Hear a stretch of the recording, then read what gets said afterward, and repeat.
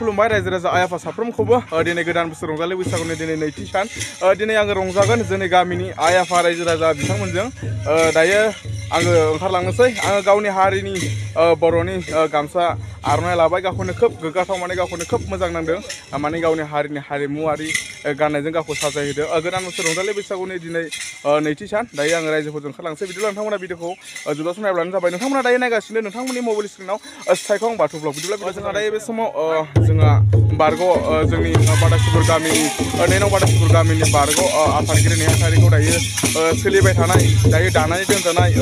मानगोनां आफादगिरिजों लोगोसे एक्जिकिउटिभ मेम्बारनि सोद्रोमा बिथांमोना दायो मान बावगोन बिथांमोनखौ मान बावखांनायनि उनावनो दिनैनि रंजानायखौ जागायसिगोन बर' हारिनि गोथार बैसागो सानाव गासै रायजो राजा ज' जानानै बैसागो मोसानायनि हाबाफारि दंमोन बे हाबाफारिनि थाखायनो आं दिनै गामिनि दैदेनगिरि जानानै आफादगिरि जानानै जोंनि गामिनिनो बारग' आफादगिरि बिथांमोनखौ जोङो गांसे आर'नाइजों जों बिथांमोनखौ नैबे बैसागोखौ सालायलांनो थाखाय बा बरायलांनो थाखाय गांसे आर'नाइजों मान बावनानै जों खुलुमनाय जागोन होननानै खावलायनाय जाबाय।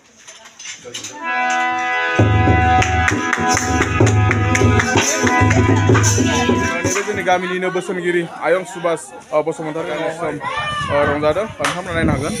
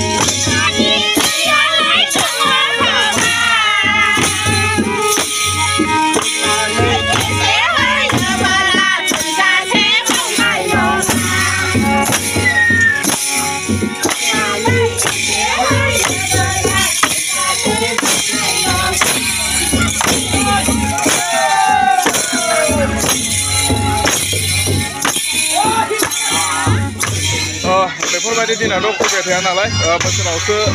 खेनसे फैयो बेनि थाखाय गामिनि रायजो राजा आइ आफामोनजों दिनै गोदान बोसोर रंजालि बैसागु नैथि सानखौ रंजानो मोननानै आं जोबोद गोजोननाय मोनदों आरो सोर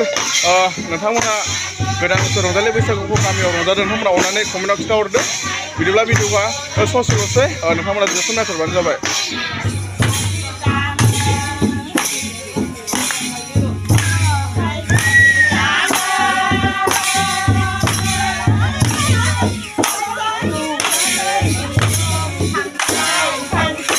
Happy